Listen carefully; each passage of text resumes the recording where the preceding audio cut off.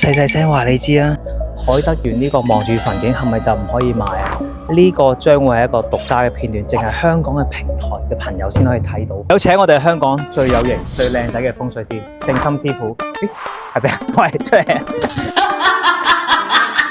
係你正心師傅，多謝你邀請我上嚟。喂，正心師傅，香港咧咁啊真係好細啦，咁啊避不免咧都會望到啲墳場、墳景咁樣，好似跑馬地啊、將軍澳啊、海德園呢邊咧，一定會望到少少啊。咁喺風水角度嚟講，點睇咧？